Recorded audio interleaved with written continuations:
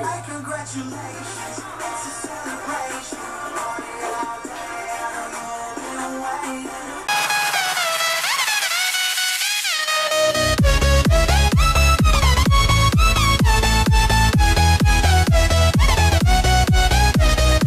As many of you know, I'm a senior in high school, which means I will be graduating in less than 2 weeks. Kind of scary. There are just some things I want to talk about. Hopefully it'll be more of like an inspirational thing. So my name's Eleni Nibor. If I give my middle name, I will be doxing myself. We don't want that. When you first meet me, even if I like clearly pronounce my name, a lot of people tend to immediately like forget how to pronounce it and just say it a whole different way. It's kind of been a thing I've dealt with my whole life. It used to bother me, but now I'm just kind of at the point where I'm like, people don't listen, and if they're gonna like butcher my name, then go ahead. It's like, whatever. Both my first and last names are kind of like, ooh, can't pronounce this. I've never really seen myself as a unique sort of person. Ever since I like started school, even as a tiny child, I've always kind of seen myself as like, oh, I'm just like everyone else. The only unique part about me is how I look, you know? I mean, even with my art, like some of my art I'm like, yeah, this is unique, this is different. Some of my other art, like my fan art and stuff, it's like, this is the same thing as someone else, just in a different style. So like people ask me, you know, teachers and stuff, since I'm gonna be in college next year, they're like, well, what kind of legacy do you want to leave? I'm like, I don't know. I mean, because we're supposed to think about it, but like lately, well, all throughout high school, I've been more focused on not failing rather than shaping myself into a person that will leave an imprint on the world.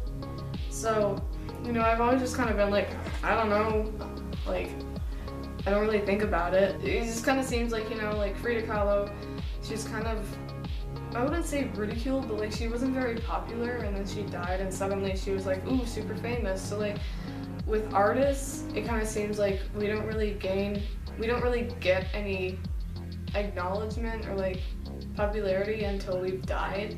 So that's kind of like, I wouldn't say hindered me, but more kind of discouraged me from really attempting to build myself in the art world. Also, there's an ice cream truck going outside, so like, sorry if you hear that. Yeah, like only, because like there are people who splatter paint on a canvas and they're automatically famous and they sell that mediocre piece of art for like $1,000. Meanwhile, I can't even get 15 bucks for something I took like a week at least to work on. I have done projects that have taken me at like more than a month, and like even those, I've done those for free, mainly because I've never really felt good enough to do commissions. But just recently, actually, someone from my school commissioned me, and you know, that's pretty good. Like, that kind of makes me think maybe my art is good enough, maybe I do stand out. Like, even during high school, there have been artists, and granted they've been amazing artists, but like I just have kind of felt like even though I work hard and like my art's not terrible, I kind of felt like everyone was just pampering them because they were the best artists or whatever. And I mean, maybe they are. I mean, I'm not like trying to discount anything. I think I have this sort of unique style with my art, but I don't really get anything for it. It's just kind of been like, you know, can I get some attention maybe? And I often compare myself to the other artists in the room, like my friends.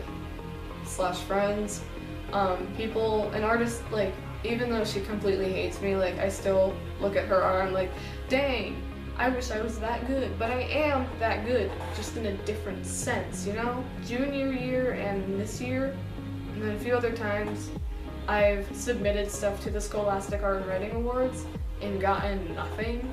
Last year I could see why, but this year, like, I worked hard, I used lots of reference, like I took a lot of time on the project. I didn't get anything, and it was kind of like, wow, so you can Photoshop a cracked egg onto a guy's head and get gold key, but like, you put weeks of effort into something with real, true, strong meaning, and you get nothing for it. But one of my friends got a gold key, I think, and I'm really proud of her for that, even though like I was just kind of sitting there like, wow, I put a lot of effort into this and I don't even get an honorable mention. So it's like, you know, kind of also sort of discourages me from wanting to do stuff like that. I don't give up easily when it comes to my art. It did sort of drive me to work harder, but it also kind of showed me like how, not corrupt, but like how biased the people with Scholastic are. So it's kind of like, you know, maybe Scholastic won't recognize my talent, but another thing may. I didn't give up. I have continued to improve my art. For a while, I refused to use reference. I don't know why. I think I was just too proud to. But then when I started to use reference, when I started to use actual people to help me model or to like help me come up with sketches or like poses and stuff, that's really helped me a lot. And especially like studying the anatomy of someone, because my art is more, it's not like semi-realistic, but it's sort of like I try to follow anatomy and proportions the way that a normal human would look like. Right now I think I have around 400 followers on Instagram, and you know, that's not bad, that's not terrible, but like one of the biggest reasons I started my art account was to show people what I can do, and it doesn't feel like a lot of people look at or appreciate my art, so that's kind of been like a little bit of a, like, because there are people who just, what's the word, who just churn out like art upon art upon art, and even they can post like a sketch and they get 500 likes and they have like 5,000 followers, so it's like one of those things where I would like to have more followers just because I want people to see my art. I want my art to reach someone, and it has in the past, but like I just want to have a fan base. I don't know why. It's just one of those things where it's like, it would make me feel good to know that people look at and appreciate my art. I don't know why I want it to be a large amount. Maybe that's just like a self-confidence thing. When I started with that account, I was posting like really disproportionate, really kind of crappy anime drawings up until now, where I just recently redid a drawing, and I'll put a side-by-side up there, but like I redid my first post with how I am now in terms of my art, and there's a lot of improvement. Like you can see if you don't even have to be looking that hard to know that there's like a lot of improvement, and that just kind of made me feel good to know like this was me, I don't know, August of last year compared to me not even a year later, like with such, I wouldn't say amazing, but it's like so much better than it was, you know, last year. There's something else like with what I want to do with my life. I like to refer to myself as an amateur or aspiring author, because I think around 8th grade I really started to get into writing. I've always loved reading like fantasy and stuff, and I've always been inspired by fantasy. But then I read the Inheritance series by Christopher Paolini. You know, like it starts off with Eragon. A lot of people know that book. And like before that, I still am like I was super into Pokemon, and I actually created an original character or an OC for that, and decided, why don't I write a fan story? You know, because I was that cringy teenager that was like, whoa, fan fictions, I'm gonna write one. And I did. And I think it's around 200 pages, maybe 300. And like part of what helped me write it was I took episodes from the XY anime and added them and put my own character in them. It was even more cringy due to the fact that my character gets with Ash, you know. And I had my friend read through and edit it, and he really liked it. So like getting that positive feedback on a stupid little fan fiction was enough to kind of make me think, wow, like I can actually do something with this. And then, you know, I read the Eragon series, Inheritance series, you can call it either, and I was like, it was sort of like being inspired by that and also the Lord of the Rings, and I was like, I really want to write my own fantasy series. And so I started off with like coming up with characters. I think I started with Zelda because I was recycling her from an old roleplay thing that I did with some of my friends. And I was like, I could use her as the main character. And then I created Sinnoh, and he's another main character. And then I went around and asked my friends to create some characters of their own, and ended up using some of them in my book. So 3 or 4 years later, I can't remember how long it's been since I started, I have officially started my manuscript. I am about, not including like the random chapters, just to have there, I think I'm around 90 pages in right now. So that's been going pretty well.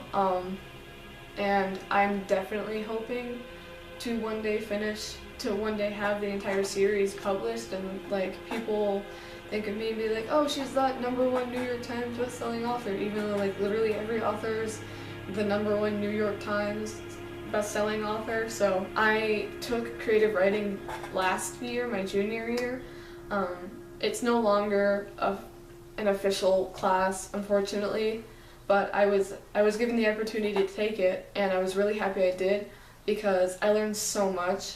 And like, my teacher is friends with an author, so we got to FaceTime that author and talk to her and ask her questions and stuff, and I think taking creative writing was a really good opportunity. And I also got to like see what other people came up with, and I got to share my stuff with people and get really good feedback on it. So I'd say I'm a good writer, like not to brag or anything, but I mean, I think I can convey emotion in a way that's different from a lot of people, but there's just like the one thing that I struggle with the most when it comes to my writing and my art is motivation.